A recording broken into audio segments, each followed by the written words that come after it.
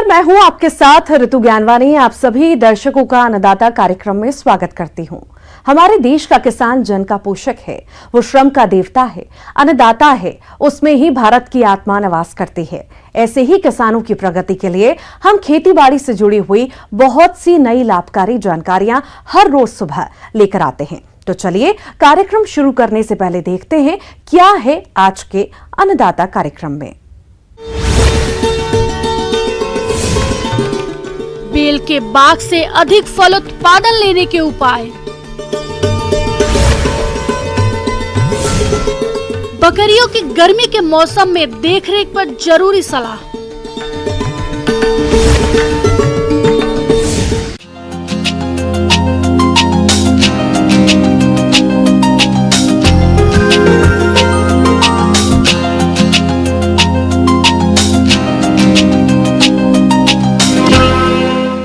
Bell Bharat के प्राचीन फलों में एक महत्वपूर्ण फल है। बेल को बेलगिरी, बेलपत्र, बेल काठ कई नामों से जाना जाता है। बेल के फल औषधीय गुणों से भरपूर होते हैं। गर्मी के मौसम में बेल का जूस पीना लाभकारी है। इस सभी लाभों को देखते हुए जिन किसानों ने बेल के बाग लगा रखे हैं, वे किसान इनसे अधिक फलों का उत्पादन लेने के लिए कौन कौन से कार्यों को करें, इसके लिए मिलते हैं डॉक्टर दिनेश यादव से।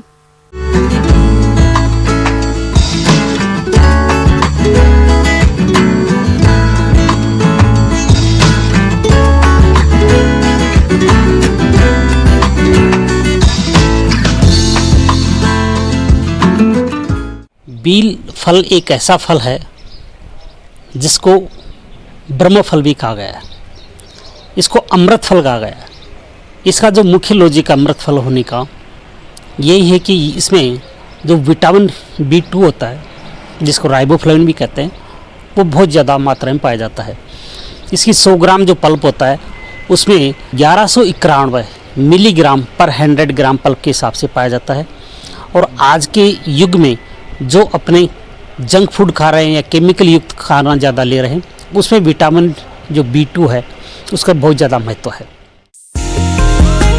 बागवान भाइयों, बेल के बाग लगा देने मात्र से अधिक फल उत्पादन नहीं मिलेगा, बल्कि इसके लिए बाग में समय समय पर समसामयिक कार्यों को करना होगा।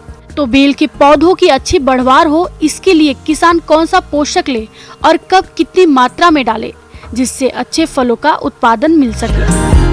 ये ऐसा एक फल है जो सबसे ज़्यादा पेड़ पे टिका रहता है। इसके लगभग 9 जो फूल आने के बाद में 9 से 11 महीने तक ये पेड़ पे रहता है।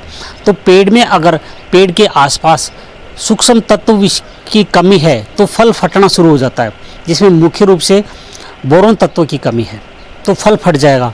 या पानी की जो उपलब्धता है या सिंचाई कर रहे हैं उसमें अनियमितता है, उससे उसकी वजह से भी फल फट जाता है। तो अपने को निश्चित एक अंतराल पे इस पेड़ में पानी देता रहना चाहिए। और जो माइक्रोन्यूट्रेंट है जिसमें मुख्य रूप से बोरोन है, उसको बेसल डोज में भी दे सकते हैं और उसको 0.4% का घोल बना के सितंबर अक्टूबर के महीने में उसके ऊपर छिड़काव कर देना चाहिए, जिससे बेल जो फटने की समस्या है वो नहीं के बराबर रहती है। बेल के बाग में एक मुख्य समस्या फलों के गिरने और फटने की देखने में आती है।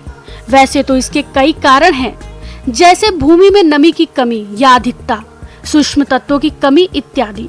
अब बात आती है कि फलों के गिरने और फटने से बचाने के लिए समय रहते रोकथाम कैसे किया जाए। वह इस प्रकार से है। बेल में सबसे ज्यादा जो समस्या आती है फूल झड़ने की आती है। एक तो इसका कारण होता है प्राकृतिक कारण भी हो सकता है, जैसे अप्रैल का महीना है या मई का महीना है, उस समय अगर विंड स्ट्रॉम आ गया, आंधी आ गई, ज़्यादा एकदम टेम्परेचर हो गया, उसकी वजह से भी फूल झड़ सकता है।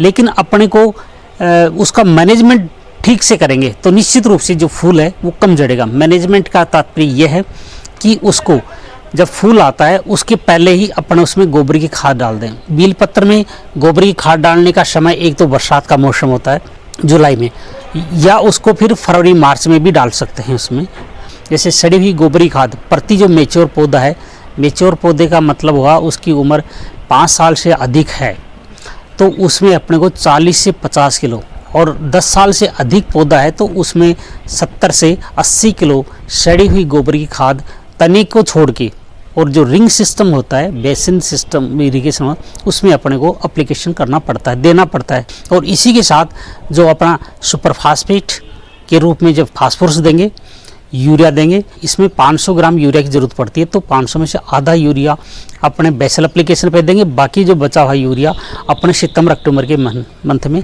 देते हैं। माइक्रोन्यूट्रिएंट प्रति पौधा 50 से 100 ग्राम एप्लीकेशन कर देते हैं।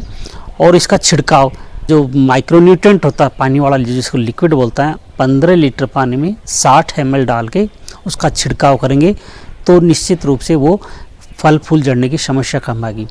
एक हार्मोन आता है नेफ्थलिन एसिटिक एसिड, जिसको NAA बोलते हैं, उसको 15 लीटर पानी में 4 ml डाल के उसका छिड़काव करेंगे तो इस समस्या से, जो फल फूल झड़ने की समस्या है, उससे अपने को निश्चित रूप से निजात मिलेगी।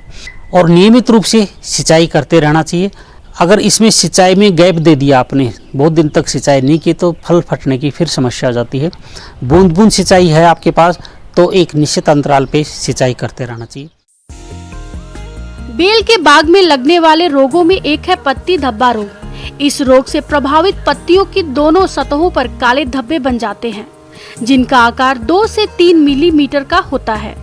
इन धब्बों पर काली फफूंदी नजर आती है। इस रोग के कारण पत्तियां भोजन नहीं बना पाती हैं, जिससे पौधों का विकास रुक जाता है। इसका सीधा प्रभाव फल उत्पादन पर पड़ता है। इस रोग की रोकथाम के लिए किसान भाई कार्बेडाजिम 2 ग्राम प्रति लीटर पानी में घोलकर छिड़काव करके इस रोग से पौधों को बचा सकते हैं। बेल में एक समस्या और आ जाती है, इसका जो तना है वो खराब हो जाता है। तो बरसात जैसे ख़त्म हो जाती है उस समय तने के ऊपर बोर्डो पेस्ट लगाते हैं। बोर्डो पेस्ट नहीं लगा रहे हैं तो उसमें जो घरों में चूना का जो अपने पुताई, जिसको वाइट वॉशिंग बोलते हैं, वाइट वॉशिंग जैसा घोल बना लें और उसमें नीला थोथा डाल दें और एक रसायन डाल दें। इन तीनों को अपने इसमें जो मेन स्टेम होता है उस स्टेम के ऊपर पुताई करने से जो कैटरपिलर लगता है, इसका बार कैटरपिलर लगता है, वो नहीं लगता है और जनरली इसमें ज़्यादा बीमारियां आती नहीं है। तो इस तरह से अपना निश्चित रूप से प्रबंधन करेंगे तो बील ज़्यादा लगेगा। इसमें पत्ती वाला कोई धब्बा रोग है या बैक्टीरिया स्पॉट डिजीज लग गया तो उसमें एक निश्चित दवाइयाँ आती है, उनका आप छिड़काव करें और इस तरह से अपने को अधिक मुनाफा मिल सकता है। किसान भाइयों, अब लेते हैं एक छोटा सा ब्रेक।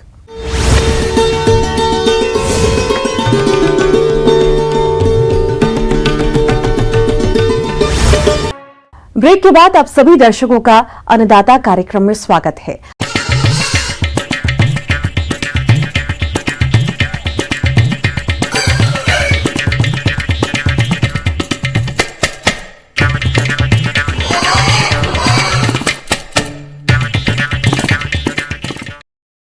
प्रदेश के बहुत से लघु और सीमांत किसान भाई खेती के साथ साथ बकरी पालन करते हैं, लेकिन इस व्यवस्था से अच्छा लाभ वही बकरी पालक ले पाते हैं जो बकरियों की देखरेख और प्रबंधन मौसम के अनुसार करते हैं। तो इस बदलते मौसम में बकरियों की उचित देखभाल किस तरह से करें जिससे यह व्यवसाय लाभकारी बना रहे, इस बारे में उचित सुझाव दे रहे हैं पशु विशेषज्ञ डॉक्टर SK श्रीवास्तव।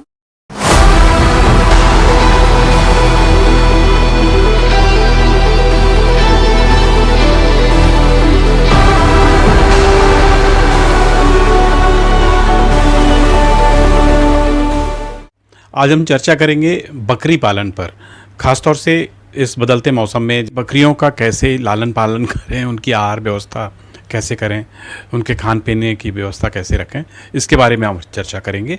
यह बहुत आसानी से हर मौसम में पल जाने वाली नस्ल तो है, लेकिन जो बहुत ही जो तीव्र जलवायु वाले समय है, सीजन है, उनमें इनकी खास देखभाल भी करें। बकरियों का आवास प्रबंधन। बकरियों के रहने का स्थान जमीन से 2 से 3 फीट ऊंचा होना चाहिए। आवास को हमेशा पूर्व पश्चिम दिशा में बनवाना चाहिए ताकि हवा का आवागमन आसानी से हो सके। मौसम के अनुसार आवास में उचित तापमान बनाए रखने के लिए उचित व्यवस्था करें। आवास में प्रति बकरी को 12 वर्ग फीट की जगह दें। जो छत है वो थैच रूप हो, जैसे ए शेप में, बीच में ऊंचाई और साइड में थोड़ा सा नीचाई लिए हुए हो, पर्याप्त जगह हो, ओवर स्टॉकिंग ना हो, एक ही जगह एक ही बाड़े में बहुत ज़्यादा पशु ना रखे जाएं, और साथ में उनमें क्रॉस वेंटिलेशन भी बहुत ही अच्छी तरह से होना चाहिए। छायादार स्थान की व्यवस्था अति उत्तम है, उससे जानवर अत्यधिक गर्मी के चपेट में आने से बचेगा, लू लगने से बचेगा। मल मूत्र का निष्कासन बहुत ही व्यवस्थित होना चाहिए ताकि उसमें अमोनिया कलेक्शन ना हो, हवादार घर हो, साफ हो और गंध रहित हो, उसमें बदबू इकट्ठी ना हो, कीट पतंगे ना पनपें, और टिक्स का ट्रीटमेंट भी समय समय पर करते रहें। तो इनसे हम किसी भी विपरीत परिस्थिति के लिए हम तैयार हो सकते हैं।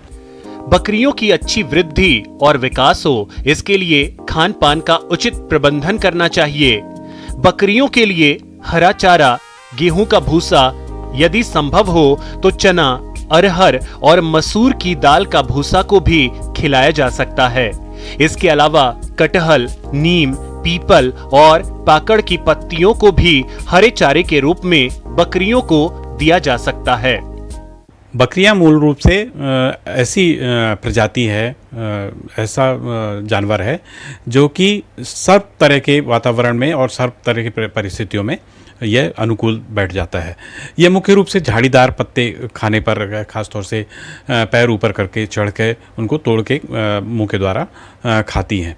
ये अगर हम सूखा चारा, भूसा, घास, इन सबको अगर पेड़ पौधों की पत्तियों या फलीदार दाने वाले जो हरी घास है उनके साथ 1 और 1 के अनुपात में दे दें तो ये इस विशेष पशु के लिए, बकरी के लिए रुचिकर भी होता है और साथ में उसके लिए बैलेंस डाइट का काम करता है। बकरियों के अच्छे विकास के लिए संतुलित आहार देना चाहिए। किसान अपने स्तर पर बकरियों को दाना या बाट बनाकर खिलाते हैं तो आहार पर खर्च कम आएगा।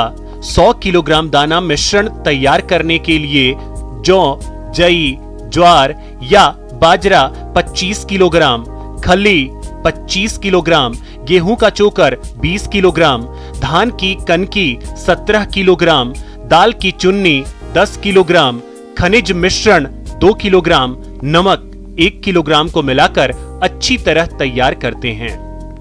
यदि हम बात करें कि इनके गर्भावस्था में और दुधारू अवस्था में जब दूध देने लगती हैं बकरियां, तो इनको थोड़ा सा अतिरिक्त भोज्य पदार्थ की ज़रूरत पड़ती है। तो इनमें हम 1 से 2% अगर कॉन्सेंट्रेट मिला दें तो वो और भी अधिक संतुलित हो जाता है और उसकी पूर्ति संभव होकर उनमें जो गर्भावस्था है और साथ में जो दूध उत्पादन है उसमें भरपूर उसको राशन मिल जाता है। ठंडी पानी की व्यवस्था उसको 24 घंटे उपलब्ध हो ताकि ज़रूरत पड़ने पे आवश्यकता अनुसार वह पानी पी पाए, ठंडा पानी। स्वास्थ्य प्रबंधन की बात है तो बकरियों के लिए कई कारक हैं जिसमें हमको ध्यान में रखना पड़ता है। बीमारियों से, विशेषकर संक्रामक बीमारियों से बचाने के लिए हमको जो टीकाकरण तालिका है उसका बिल्कुल अक्षरशः पालन करना चाहिए। इस मौसम में खासतौर से जनवरी से लेकर मई के बीच की बात करें तो जनवरी में जहाँ कंटेजियस प्लूरोनिमोनिया और पीपीआर का वैक्सीन होता है, मार्च में गलघोटू का वैक्सीन होगा और अप्रैल और मई में पॉक्स जिसको चेचक भी बोलते हैं, उसके अलावा एंट्रोटॉक्सीमिया और गलघोटू और मुंह पका खुरपका बीमारी का टीकाकरण बहुत आवश्यक है। जब मेमना रहता है तभी से चरणबद्ध कृमिनाशक दवाओं का भी देना बहुत जरूरी है। जब शुरू में 15 दिन का जब मेमना हो जाता है तभी उसको पाइपराजिन लिक्विड से कृमिनाश किया जा सकता है। उसके बाद 3 महीने की उम्र तक हर 15 दिन में, 3 महीने से 6 महीने की उम्र तक हर महीने और 6 महीने के बाद उस प्रत्येक पशु को हम हर दूसरे महीने कृमिनाशक दवा समय समय पर देते रहें। साथ ही अगर किसी भी पशु में बीमारी दिखती है तो उसका यथोचित बिल्कुल समय पर उपचार शुरू कर दें ताकि उसके ठीक होने की संभावना हो जाए और साथ में वह नुकसान से भी बच पाए। आगे और भी है खेती बाड़ी से जुड़ी हुई बहुत सी रोचक जानकारियां। यहां रुकेंगे एक और ब्रेक के लिए।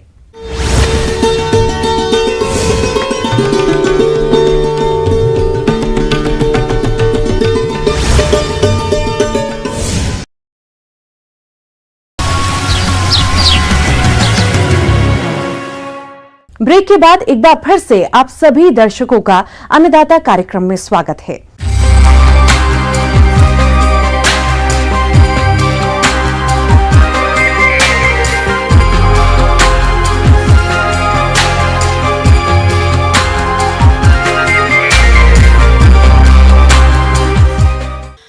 आजकल बिजली और रसोई गैस की कीमतें लगातार बढ़ रही हैं।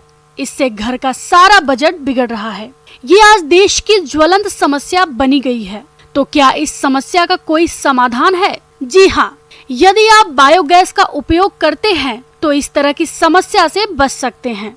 बायोगैस नवीकरणीय ऊर्जा का स्रोत है। यह गैस विशेष रूप से ग्रामीण क्षेत्रों में खाना पकाने और प्रकाश व्यवस्था के लिए उपयोगी होने के साथ ही बायोगैस तकनीक उच्च गुणवत्ता वाली खाद प्रदान करती है, जो कि सामान्य उर्वरक की तुलना से बहुत अच्छी होती है। इससे किसानों को अनेक फायदा होता है। इसकी पूरी जानकारी के लिए देखिए ये खास रिपोर्ट।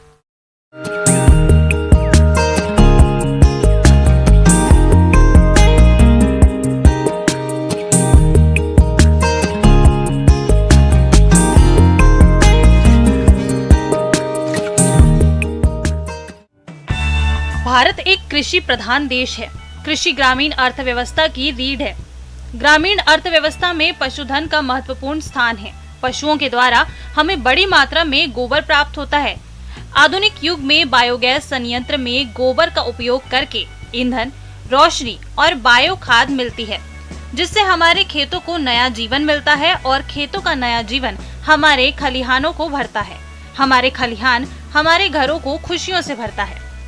प्रदेश के जो किसान भाई बायोगैस संयंत्र लगवाना चाहते हैं, उन्हें ये जानकारी होना बेहद जरूरी है कि उनके परिवार में सदस्यों की संख्या कितनी है और उनके पास पशु कितने हैं। उसी के अनुसार बायोगैस संयंत्र के आकार प्रकार का चयन करें।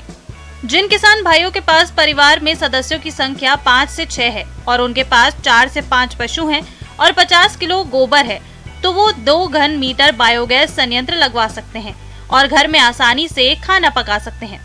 बायोगैस ने लोगों की जिंदगी को बेहतर बना दिया है। देश के अनेक गांवों में अब महिलाएं बायोगैस पर खाना पका रही हैं। इससे पैसे की बचत हो रही है और घरों में खुशहाली आ रही है। आज के समय में कई तरह के बायोगैस संयंत्र मॉडल विकसित हो गए हैं, जिसे किसान अपनी आवश्यकता के अनुसार लगा सकते हैं। बायोगैस के 2 मुख्य मॉडल हैं, फिक्स्ड ड्रम मॉडल और floating drum type model. Fixed drum type biogas Deenbandhu biogas संयंत्र, जनता बायोगैस संयंत्र। Floating drum type biogas KVIC biogas संयंत्र, प्रगति बायोगैस संयंत्र। बायोगैस संयंत्र निर्माण के समय ध्यान देने योग्य बातें: जमीन समतल और अगल बगल से थोड़ी ऊंची होनी चाहिए। बायोगैस संयंत्र घर के आसपास बनवाना चाहिए। बायोगैस संयंत्र के लिए गोबर की पर्याप्त उपलब्धता हो। संयंत्र वाली जगह पर पानी की पर्याप्त सुविधा होनी चाहिए। संयंत्र स्थल में हवा आने जाने की पर्याप्त व्यवस्था होनी चाहिए। बायोगैस के फायदे हैं अनेक। खाना पकाने में आसानी, चूल्हे के धुएं से निजात मिलती है। बायोगैस से लकड़ी की बचत होती है। पेड़ पौधे कटने से बच जाते हैं। बायोगैस पर्यावरण के अनुकूल है। ग्रामीण क्षेत्रों के लिए उपयोगी है। ग्रामीणों को आर्थिक लाभ होता है।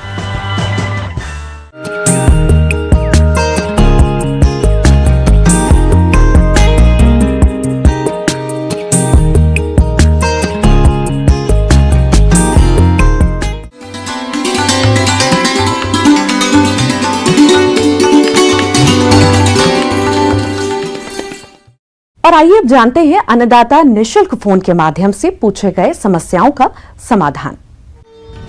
अन्नदाता निशुल्क फोन संपर्क सेवा के माध्यम से पूछे गए प्रश्नों में से आज हमने जिस प्रश्न को कार्यक्रम में शामिल किया है उसे पूछा है ग्राम गोयाला, जिला अजमेर के कृषक पुष्पेंद्र कुमार ने। आप करेला की फसल में कीट और रोग नियंत्रण के बारे में जानकारी चाहते हैं, तो पुष्पेंद्र कुमार जी आपकी जानकारी के लिए प्रस्तुत है कार्यक्रम का ये अंश।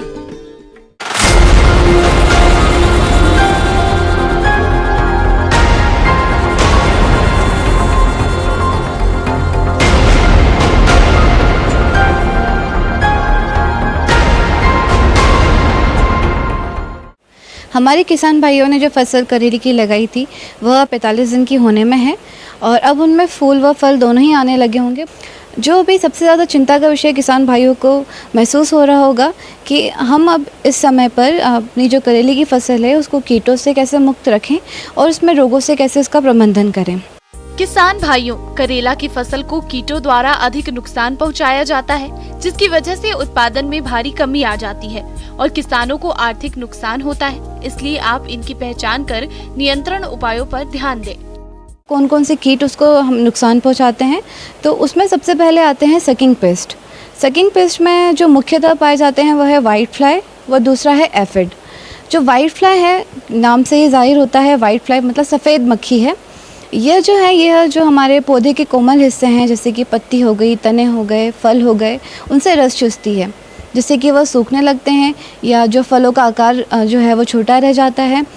तो यदि आप ऐसे पौधों को देखते हैं तो उनको आप उखाड़कर आप अपने खेतों से दूर ले जाकर उसको नष्ट कर सकते हैं। इसके जो कंट्रोल के लिए या इससे बचाव के लिए येलो स्टिकी ट्रैप का प्रयोग कर सकते हैं। येलो स्टिकी ट्रैप जो है वो पीले रंग के गत्ते जिसमें चिपचिपा पदार्थ लगा रहता है, चूँकि वाइट फ्लाई जो है वो येलो रंग की ओर आकर्षित होती है या पीले रंग की ओर आकर्षित होती है, तो वह जाके इसे चिपक जाती है, जिससे हम इसकी जो आबादी है उसको कंट्रोल कर सकते हैं और अपनी फसल को बचा सकते हैं। या फिर हम नीम ऑयल 5 ml प्रति लीटर के हिसाब से इसका छिड़काव कर सकते हैं। इसके अलावा हम केमिकल का अगर देखा जाए तो इमिडाक्लोरपिड 17.8 SL का प्रयोग कर सकते हैं। इसकी 1 ml की मात्रा को हम 3 लीटर पानी में मिलाकर इसका घोल बनाकर इसका छिड़काव कर सकते हैं। इसके अलावा करेला की फसल में कुछ रोगों का प्रकोप भी होता है, जिसके कारण फसल बड़ी तेजी से खराब होने लगती है। तो आप फसल में होने वाले नुकसान से बचने के लिए रोगों की रोकथाम के उपाय को अपनाएं। अब किसान भाइयों, कीट प्रबंधन के बाद हम चर्चा करेंगे कि करेले की फसल में रोगों की रोकथाम हम कैसे करें। तो जो मुख्यतः रोग करेले में पाया जाता है वह है पाउडरी मिल्ड्यू। पाउडरी मिल्ड्यू को हम भभूतिया रोग भी कहते हैं। इसमें जो सफ़ेद पाउडर नुमा पदार्थ हमारे पत्ते की ऊपरी सतह पर दिखता है और नीचे की सतह पर धीरे धीरे करके वो फैलने लगता है, तो ये ऊपरी नीचे दोनों सतह को एक प्रकार से प्रभावित करता है। तो जिससे हमारे पौधे में जो फोटोसिंथेसिस की प्रक्रिया होती है वह कहीं ना कहीं बाधित होती है, जिससे हमारा जो पौधा है वो सूखने लगता है, मुरझाने लगता है और जो फल इससे ग्रसित हो जाते हैं वो छोटे रह जाते हैं। तो इससे बचाव के लिए हम हेक्साकोनाज़ोल 5% EC की 20 ml मात्रा को 15 लीटर की पानी की मात्रा में मिलाकर इसका छिड़काव करते हैं। इसके बाद हम घुलनशील गंधक का भी प्रयोग कर सकते हैं, जिसमें हम उसकी 3 ग्राम मात्रा को प्रति लीटर पानी में मिलाकर उसका छिड़काव कर सकते हैं। इसके अलावा अगर आप अपने खेत पर किसी और प्रकार का कीट अगर आप देखते हैं या आप रोग देखते हैं, तो अपने नज़दीकी किसी भी कृषि विज्ञान केंद्र पर जाकर आप वहाँ पर उपस्थित विषय विशेषज्ञ से आप संपर्क कर सकते हैं।